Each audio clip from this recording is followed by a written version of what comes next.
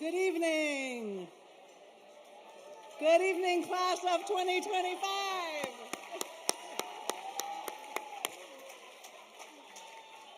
So I want to begin by acknowledging that the college is in Bennington, the ancestral and unceded territory of the Mohican and Abenaki. We honor the land and the people who have been stewards throughout the generations. We are grateful to be here. So tonight marks the beginning, actually probably the middle, of the celebration of the 90th annual commencement of Bennington College. Congratulations, class of 2025!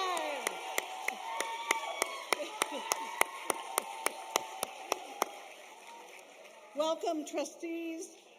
Welcome, faculty members. It's great to see you, especially Kerry Ryer-Parke, who is our faculty speaker tonight.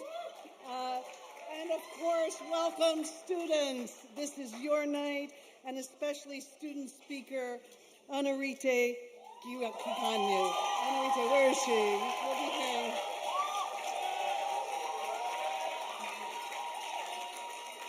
So we are thrilled to have renowned dancer and choreography Kyle Abraham here with us tonight. He will be addressing the graduating class tomorrow. Welcome, Kyle. Let's give it up to the beautiful music that we heard. Thank you to the faculty member in ethnomusicology, Joe Alpar, the Middle Eastern Ensemble, and the Brass Ensemble for performing. Thank you. And the playlist you heard was during dinner was a mix of senior selected work. I want to thank everyone who participated in setting this up, buildings and grounds and dining services, and all the folks that made such a delicious dinner. Thank you so much. And now I have an announcement. I am pleased to announce that the Board of Trustees has elected Elizabeth Paulin as this year's recent graduate trustee. She will serve a 2-year term.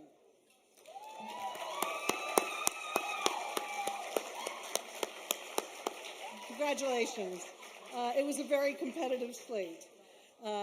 And now, class of 2025, it's your turn to congratulate yourselves and each other.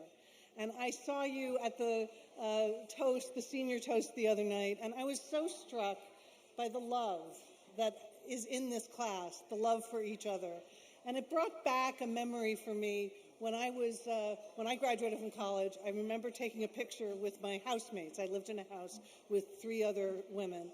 And we made a pact when we took that picture. And that pact was that we were going to get together at least every year.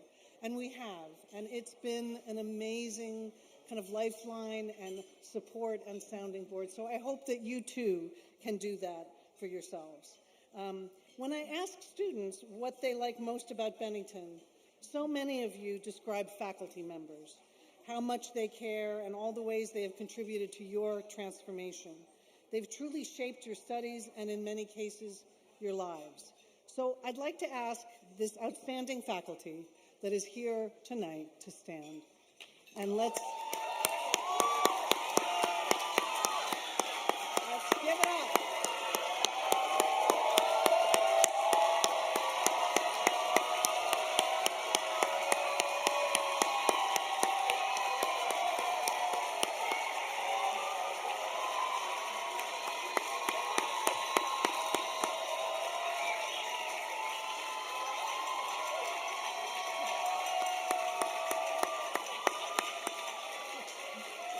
What an exceptional group of people.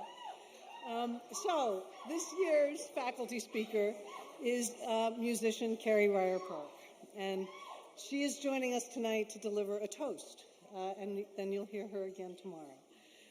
Kerry is very special to so many of us. Many of you have studied with her, many of you have heard her sing. But in addition to being a truly wonderful faculty member, she's also an alum from the class of 1990, and she is the parent of an alum, and she's also a graduate of a program that used to be here at Bennington during the summer called the July program. So Kerry has Bennington in her DNA. She is a versatile and accomplished musician, known for her work across a wide range of musical genres, including opera, oratorio, early music, folk, jazz, and rock. She joined the Bennington faculty in 2013 and has also been an artist associate in voice at Williams College from 2000 to 2023 while maintaining an active private studio. She is actually also certified, interestingly, in somatic voice work. And if you've worked with her, you know that. If you've seen her sing, you realize both, how she is so grounded in somatic voice work, and also she recently finished a very long course of study on the Alexander technique, which, if you don't know the Alexander technique, is a really fabulous way to align your body and create. Her interest in music and peace building has led to studies at the School for International Training and travels to Sardinia, Corsica, Bosnia, Cyprus, Greece, and Turkey. We are so delighted to welcome you, Kerry Ryer-Parke, to the podium tonight. Thank you.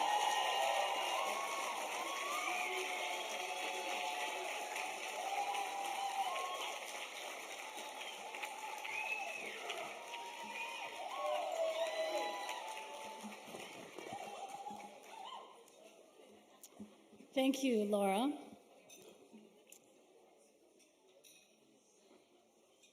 I'm going to take a minute just to look at you.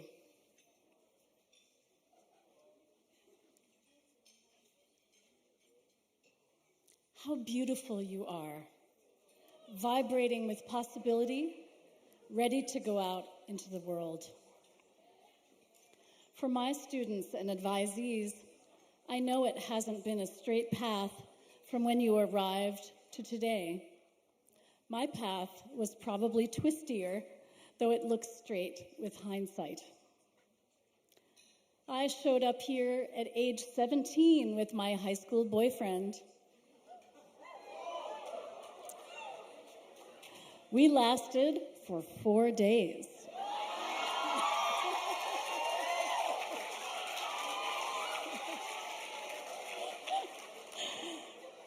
Separated from my identical twin sister, for the first time, I didn't feel special, and I didn't see myself in classical music. But faculty like Alan Shawn,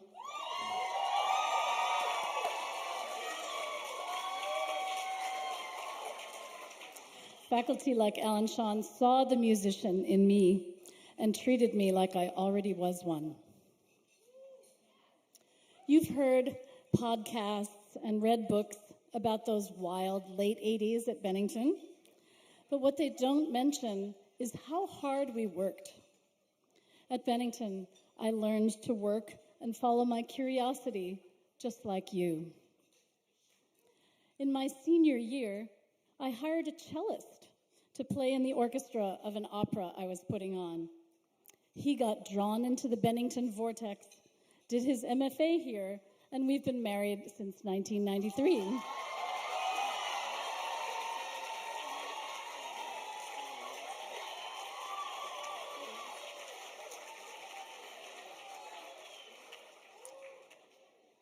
But Bennington itself has not had a straight path. During a financial crisis in 1994, most of my beloved faculty were fired. I was so angry, I didn't set foot on campus for almost 20 years. I am always looking over my shoulder, expecting fear to compromise our values. But I've been here since 2013, and it took some courage to come back.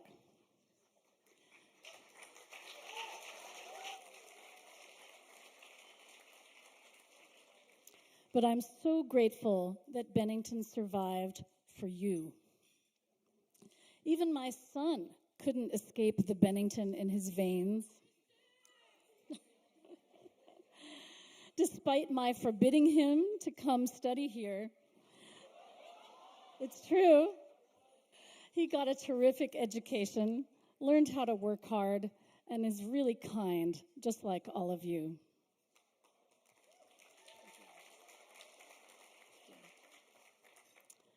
My graduation dinner was 35 years ago, right here at the end of the world.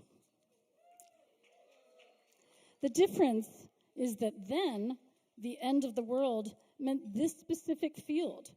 And now I'm worried that the world we know, based on democracy and the Constitution, might truly be ending. But here's what I'm not worried about. You.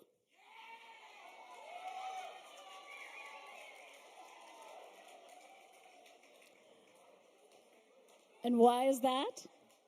Because I know these things to be true.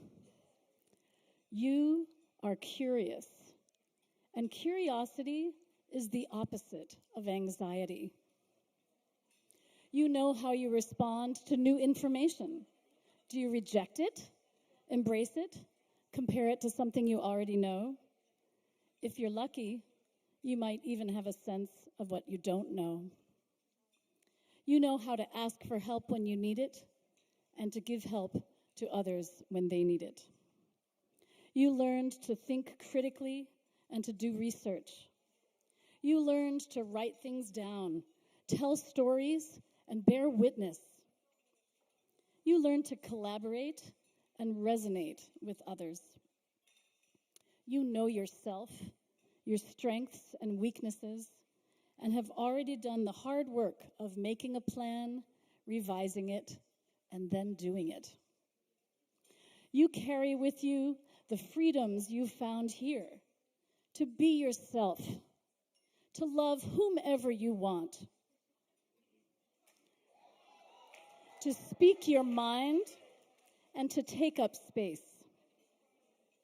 While your path to financial stability or recognition may not be as straight as those who went to a conventional school, your nervous system and mind are perfectly positioned to surf the current wave of uncertainty and change. When things get overwhelming, I want you to take a deep breath, lean on the Bennington that is inside you, and become curious. Find one small thing you can do every day with the skills you have right now to make things better. For me, that has been teaching and learning right here where I started. You will find your own way. Please join me in lifting your glass now.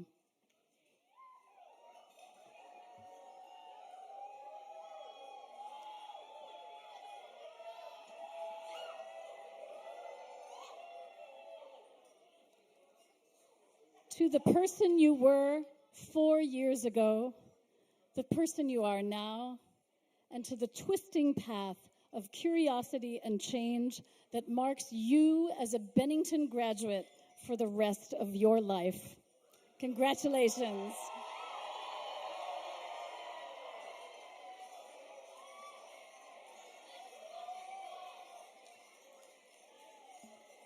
Thank you.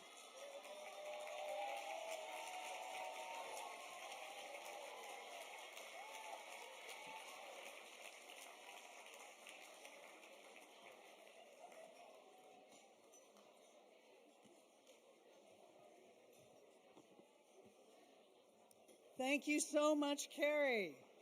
So now it is my pleasure to introduce the student speaker, Anuarite Gikonyo. Yay!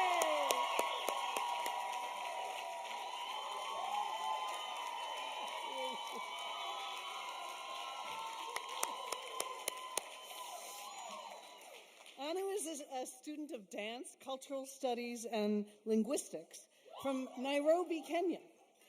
In her time at Bennington, she has starred and coordinated the Kanpuara Angola Club, served as a student representative, and worked on the electrics crew. She has completed internships such as guest teaching African music and dance at the New Village School and facilitating courses in entrepreneurial leadership at the African Leadership Academy. In her junior year, Anu took a semester off to study intensively at the renowned School for African Dance, École des Sables, in Senegal.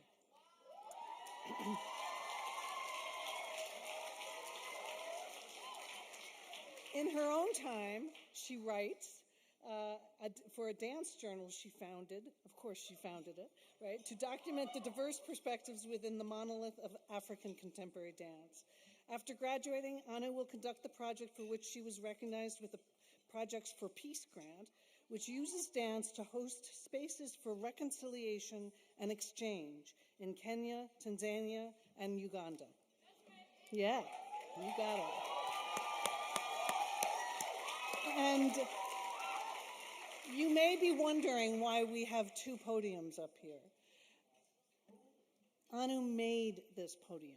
She made this podium in a perfect Bennington way, where she just had this vision, and then she called who else but Mark Hunter, who in Buildings and Ground, and they together worked to create this beautiful podium.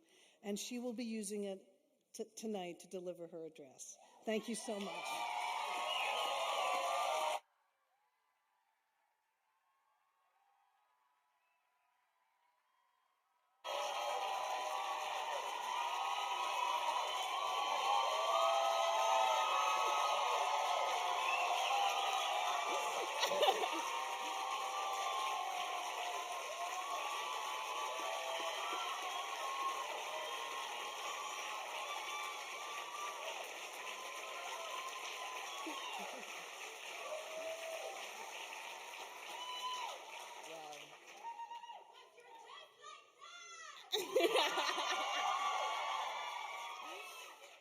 Wow. Good evening, trustees. Good evening, faculty. Good evening, the staff who are working this event and tirelessly behind the scenes.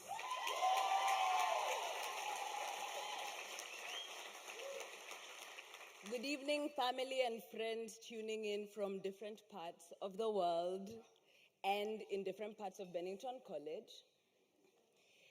To my mom, to my uncle,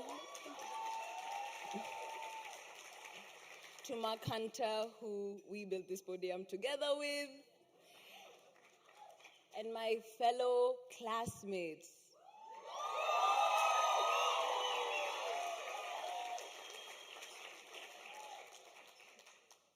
Let's start by taking a moment to let this present sink in. You are here. Have a look around you, the people seated beside you.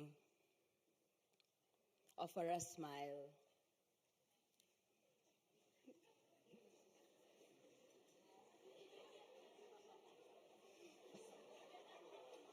They are here. I'll invite you to close your eyes.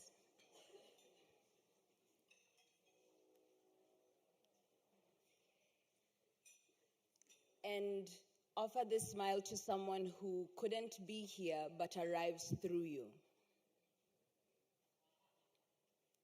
We are all here together. Can you open your eyes back up? It really is an honor to be here with you all today. I know this is for a graduation, but while writing the speech, I had a hard time conceiving this as the end of our time at Bennington. No matter how ready I have felt for what comes next, and no matter how sentimental I've gotten in the past few days. I think of my grandfather, Jomo Gidongo, who I have thought about more in the past year than I did when he was living. He has felt more alive in me than when he was actually alive. As I grow, I feel I understand him and his life better. He grows on in this way. In a way, saying yes to a Bennington education is allowing it to imprint upon and shape you in a way that your present self cannot conceive of. And then there are also elements of it that we can conceive of, because while yes, life is a mystery and we are mysterious to ourselves, we are also spectacular at recognizing patterns, at finding meaning and reflecting. I will be offering you some of the patterns that I've found, meaning that I've made, and in other words, the personal delusions that have been constructed in my time at Bennington that I currently inhabit.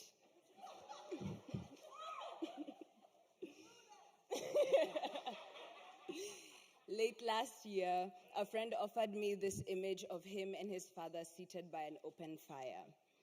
They were roasting shelled walnuts, and of the many that touched the flame, few actually opened, and of the few that did, few were actually edible. I'm offering you some of the truths that have kept me by a fire, that I'm in the process of deshelling. I hope amidst my many words, there's something for you. I'll begin with a parable from the Bible, the parable of the talents. The story goes as follows.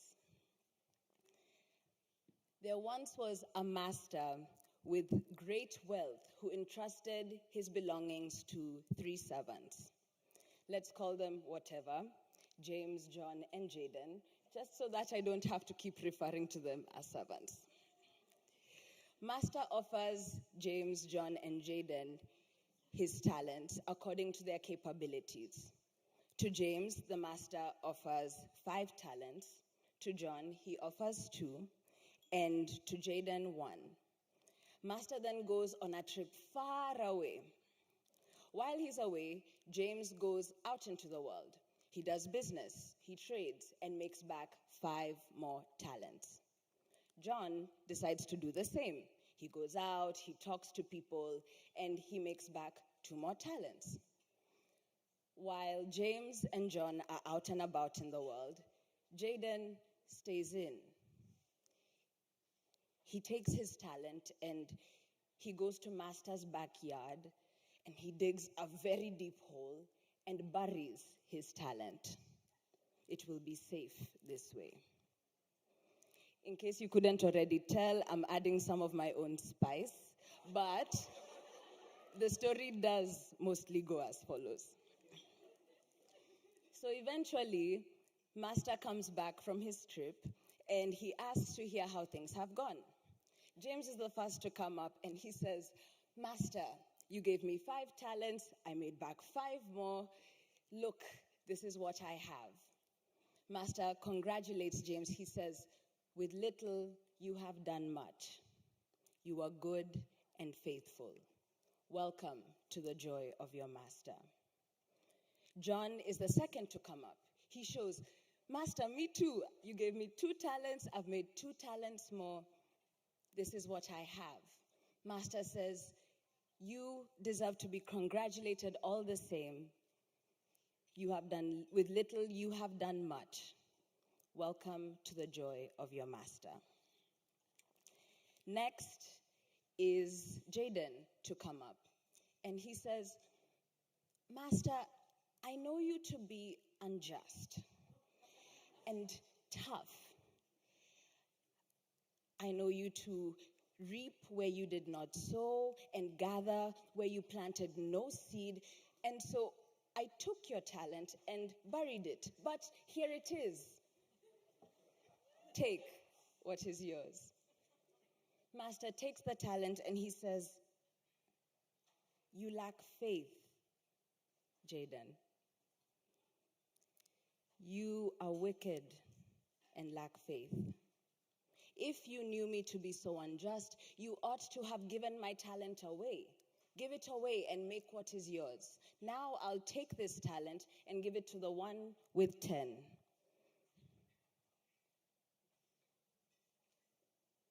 Because, I'll directly quote here, for everyone who has will more be given, and he will have abundance. But from the one who has not, even what he has will be taken away. The story ends with a classical biblical punishment with Jaden cast into darkness where there is whipping and gnashing of teeth. For to everyone who has will more be given. For to everyone who has will, more be given. For to everyone who has, will more be given. Now, there's also a quote from a rap song that I really like by an artist called Koreantown Oddity. When you're living in the lap of luxury, the world gives you exactly what you need. I'm not talking about material, beep. I'm speaking more in a spiritual sense. You see, life is intense, people living intense. Happiness within, and you get what you give. Wake up in the morning, thank God for my health, laugh like Ray Charles, then I hug myself.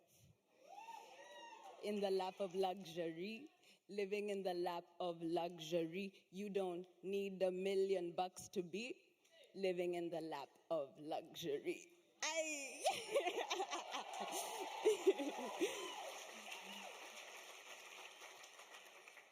This time last year, I found myself out and about, in my element and yet out of my breath.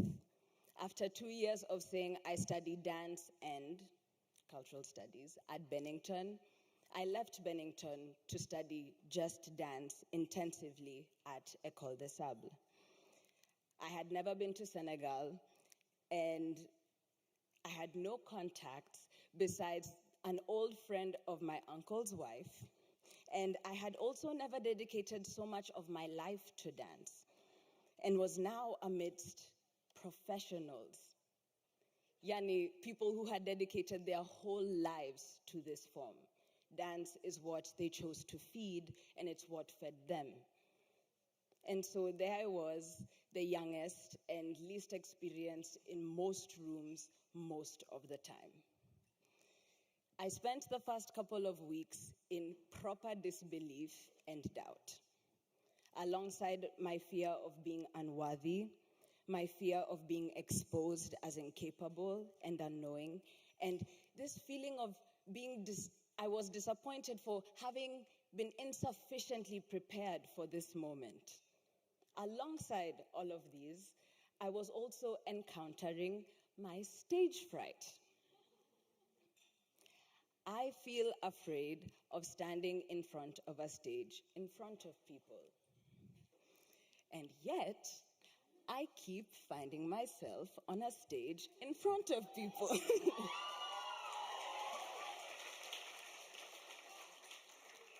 I keep finding myself.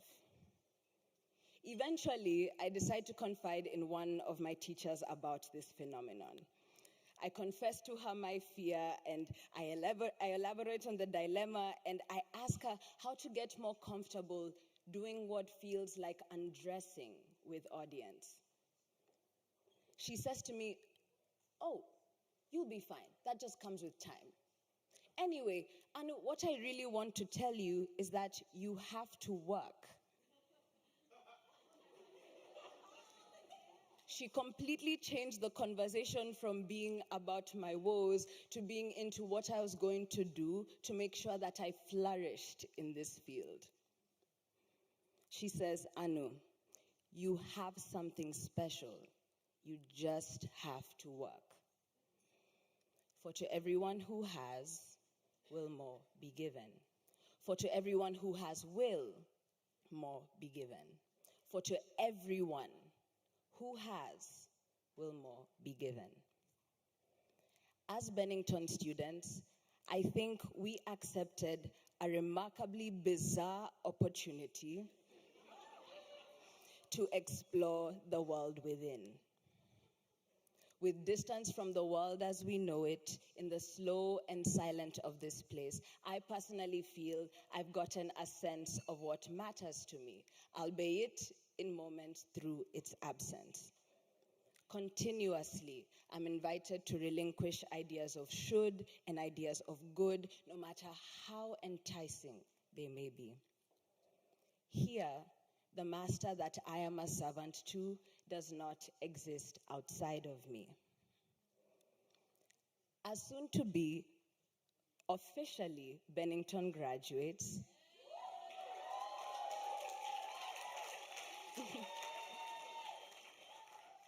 you must have some sense of who your master is, some way of being, seeing, connecting that is unique to you and your experience. You must also have a sense of your backyard, the place you go, because from that same place that we're able to recognize patterns and reflect, draw meaning, comes our impeccable capability to get in our own way, to make excuses, to habituate to our pleasure postponed, to be miserly with our commitment and negate responsibility for our journey. As another one of my teachers said, when you are given the opportunity to share something with people, share it, because you do not do service to yourself or your ancestors by keeping it to yourself.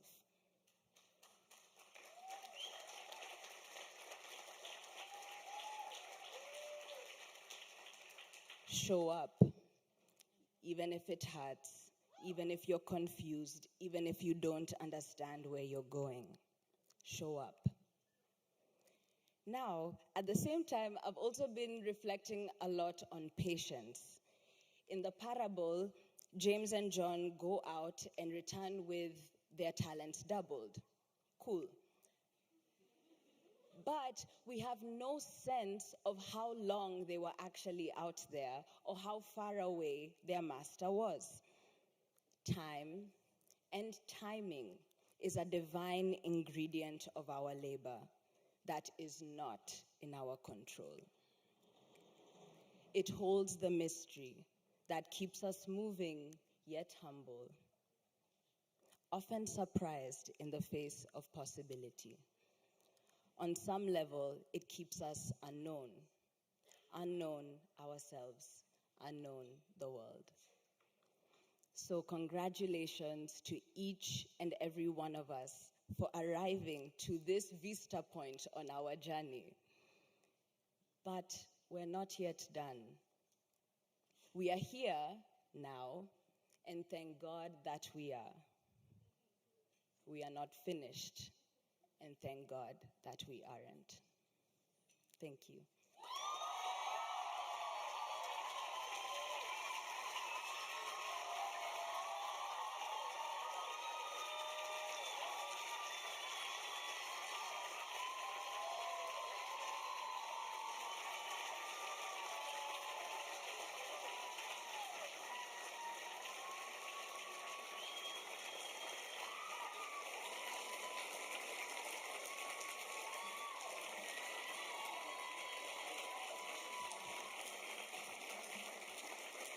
Anu, that was really beautiful, just so stunning.